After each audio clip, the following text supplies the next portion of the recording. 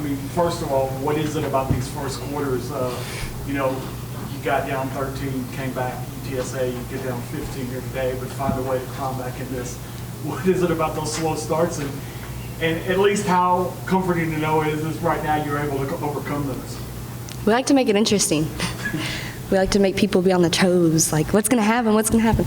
No, I mean, I think it's just kind of a teams start out hot against us. I mean, we're Western Kentucky. I just feel like we have a big target on our back. And so when teams, especially when they come into Diddle, it's like, people don't win here a lot. So when they get the opportunity, they go, I mean, full out.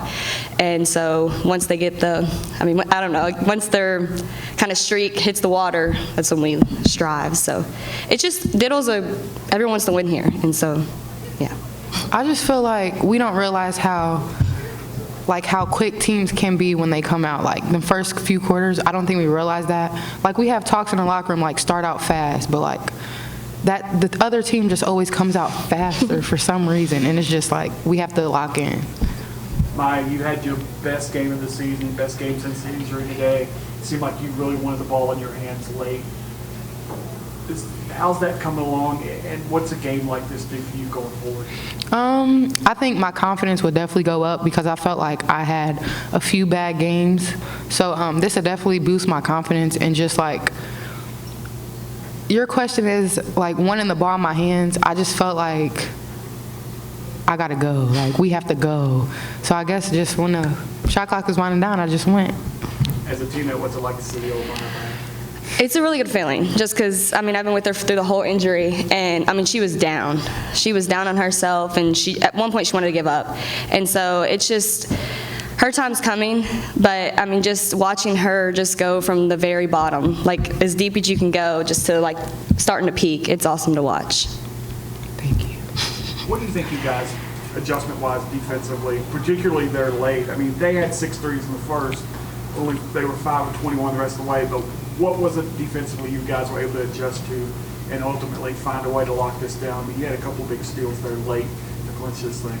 A lot of it's just communication. I mean, we talk about that in practice all the time. It's just, if you're lost on defense, you can talk your way out of it 90% of the time. And I mean, just high hands, talking to each other, just knowing that like my teammates have my back, and so I can gamble, I can go for those steals, and that just comes with communication. And that's something we lack sometimes. But as soon as like one person starts talking, then everyone starts talking, and then it just turns into a turnover fest. I also agree with Hope. Our communication is key. That's the most important thing in the game of basketball. And I feel like once we start talking and we get hyped and we hear each other talking on defense, that just, it gets us going. What's it say for your defense, too? They had 2 possessions there in the last 37 seconds and didn't get a shot off because you guys both got steals. So we practice this thing in practice. We practice in practice. It's called perfect possession. So they can't get a shot up at all. And that's just what we said to each other at the end of the game. Mm-hmm. Perfect possession. Nobody gets a shot off. Yep. What was it like with all these kids out there? Did that kind of help see Richie? I think my ears are still ringing. Yeah, it was so loud. Honestly. But it was fun. I liked it a lot. I mean, they had fun, and I don't think they realize they're just screaming, but like that's energy. Like one of the kids was shooting a free throw and she missed the first one, but she probably missed because the kids were screaming, the band was crazy, so they don't realize like what they're doing, and that energy it comes over to us. So yeah. I agree. And not only just on defense, but kind of like the defense to offense ratio. I mean, creating those turnovers and being able to take the ball down to the other side of the court and make those plays and get those points on the board. So every pregame, Coach Collins has defensive rebound on the offensive side. And that's because a defensive rebound is how you play offense. And getting stops on defense is how you play offense. And so I wouldn't really say we focus on offense. It's really we focus on defense, because then that turns into offense. Yeah, we're just, the offense that come to us, we're strictly defense. That's all we practice in practice. And yeah, we're getting better. Anything else? All right, thanks, guys. Thank you.